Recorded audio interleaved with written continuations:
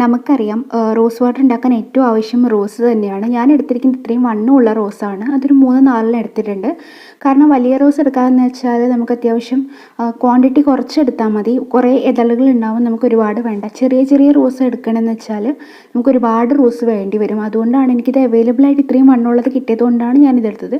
അത് നല്ല റോസാണ് ഞാൻ എടുത്തിരിക്കുന്നത്.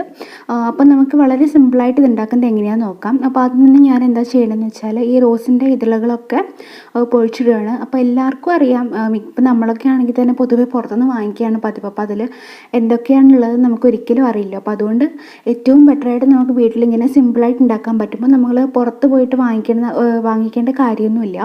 സോ ഇത് വളരെ സിമ്പിളായിട്ട് ഉണ്ടാക്കുന്ന ഒരു മെത്തേഡാണ്. അപ്പോൾ ഇതെല്ലാവരും ട്രൈ ചെയ്താന്നുണ്ടെങ്കിൽ നമുക്ക് ഡെയിലി വീട്ടിലുള്ള റോസ് പൂവാണെങ്കിലും കാര്യങ്ങളും വെച്ചിട്ട് പെട്ടെന്ന് ഉണ്ടാക്കിയെടുക്കാം. സോ ഞാൻ എല്ലാ ഇതളുകളും ഇങ്ങനെ ഒരു പ്ലേറ്റിലേക്ക് മാറ്റി വെക്കുകയാണ്. സോ അതിന് ശേഷം ഇത്രയും ഇതളുകളുണ്ട് കേട്ടോ. ഇത്രയും ഇതളുകൾ മതിയാവും ഒരു 250 ഗ്രാം വെള്ളത്തിന്. അതൊക്കെ ഓരോരുത്തരുടെ ഇഷ്ടമാണ് എത്ര വേണമെന്നുള്ളത്. അപ്പോൾ ഇപ്പം ഞാനെടുത്തിരിക്കുന്ന ഈ ഒരു ബൗളിലാണ്. ഇതൊരു 250 ഗ്രാം വെള്ളത്തിൻ്റെ അടുത്തുണ്ട്. ഇത് വന്നിട്ട് നല്ല പതക്കുന്ന വെള്ളമാണ്, നല്ല തിളച്ച വെള്ളമാണ്. അപ്പോൾ അതിലേക്ക് ഞാൻ എൻ്റെ ഈ ഒരു റോസ് പൂവിൻ്റെ ഇതളുകൾ കംപ്ലീറ്റ് ഇട്ട് കൊടുക്കുകയാണ്.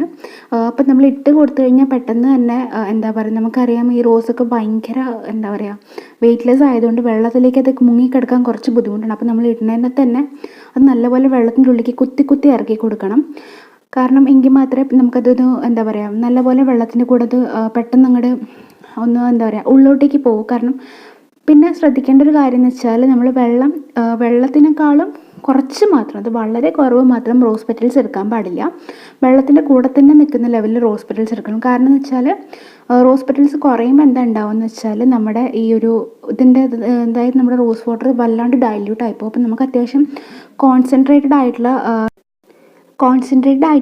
നമ്മുടെ ഈ ഒരു എന്താ പറയുക നമ്മുടെ റോസ് വാട്ടറാണ് നമുക്ക് ഏറ്റവും ആവശ്യം. കാരണം നല്ല കട്ടി വേണം ഈ ഒരു സംഭവത്തിന്. കട്ടി എന്ന് പറഞ്ഞാൽ വെള്ളം ഇങ്ങനെ കുറുകിയതുപോലെ നല്ല ഉദ്ദേശിക്കുന്നത്, പക്ഷെ നമുക്ക് നല്ല കട്ടി വേണം എന്നാണ് ഞാൻ പറയുന്നത്. അതായത് അതിൻ്റെ ആ ഒരു റോസിൻ്റെ എല്ലാ ഗുണങ്ങളും നമ്മുടെ റോസ് വാട്ടറിന് കിട്ടണം. സോ അതുകൊണ്ടാണ് ഞാൻ പറഞ്ഞത് നമ്മൾ വെള്ളത്തിൽ എത്രത്തോളം വെള്ളം എടുക്കണം അതിനനുസരിച്ച് തന്നെ നമ്മൾ എന്താ പറയുക റോസ് പെറ്റൽസ് എടുക്കുക. പിന്നെ ശ്രദ്ധിക്കുക, നിങ്ങൾ വെള്ളം ബോയിൽ ചെയ്തുകൊണ്ട് ഈ ഒരു റോസ് വാട്ടർ ഉണ്ടാക്കുമ്പോൾ എന്താ സംഭവിക്കുക എന്ന് വെച്ചാൽ ആ ബോയിലിൻ്റെ ആവിയിലൂടെ നമ്മുടെ റോസിൻ്റെ കുറേ ഗുണങ്ങളും മണങ്ങളും ഒക്കെ പോകും. അപ്പോൾ പിന്നെ അതിനെക്കൊണ്ട് നമുക്ക് വലിയ കാര്യം ഉണ്ടാവില്ല.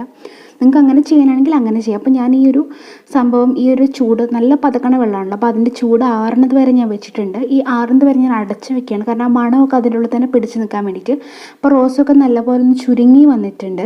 നിങ്ങൾക്ക് തന്നെ കണ്ടാലറിയാം നമ്മൾ ഇട്ട റോസ് പൂ അല്ല ഇത്. അപ്പോൾ ഞാൻ എന്താ ചെയ്യണമെന്ന് വെച്ചാൽ ഇനി ഈ റോസിൻ്റെ പെറ്റൽസൊക്കെ ഞാൻ ഇനി മാറ്റാൻ പോവാണ് എടുത്തും. ഇപ്പോൾ നിങ്ങൾ തന്നെ ഉപയോഗിക്കുകയാണെങ്കിൽ നിങ്ങൾക്ക് ഇത് കൈ കൊണ്ട് പിഴിഞ്ഞിട്ടെടുക്കാം. ഒരു ഗ്ലൗസൊക്കെ ഇട്ടിട്ട് കൈ കൊണ്ട് പിഴിഞ്ഞെടുക്കാം, അല്ലെങ്കിൽ നിങ്ങളുടെ കൈ വെച്ചിട്ട് തന്നെ പിഴിഞ്ഞെടുക്കാം. സോ ഞാൻ അങ്ങനെ പിഴിഞ്ഞെടുക്കുകയാണ്. പിന്നെ അത് ഞാനിതിൽ കാണിച്ചില്ല എന്ന് മാത്രമേ ഉള്ളൂ. അപ്പോൾ ഓൾമോസ്റ്റ് ഞാൻ എല്ലാ പെറ്റൽസിൻ്റെ എല്ലാ ഏരിയയും ഞാൻ വെള്ളത്തിൽ നിന്ന് എടുത്ത് പുറത്തിട്ടിട്ടുണ്ട്. ഇനി ഞാൻ ചെയ്യാൻ പോകണം എന്താ വെച്ചാൽ നമുക്ക് ഈ ഒരു റോസ് വാട്ടർ എന്താ പറയുക കേടുകൂടാണ്ടിരിക്കണമെങ്കിൽ നമുക്ക് വേണ്ട ഒരു കാര്യമാണ് ഒരു പ്രിസർവേറ്റീവ് വേണം. കണ്ടോ നമ്മുടെ വെള്ളം ഇങ്ങനെയാണ് ഇരിക്കുന്നത്, കണ്ടോ. ഇതങ്ങനെ നമ്മൾ കടയിൽ നിന്ന് വാങ്ങിക്കുമ്പോഴായാലും നല്ല ബ്രാൻഡൊക്കെ ആണെങ്കിൽ നമുക്ക് അത്ര വലിയ വെള്ള കളർ ഇതേ കളറിൽ തന്നെയാണ്, ട്രാൻസ്പെറൻറ്റ് കളറിൽ തന്നെയാണ് കിട്ടുക.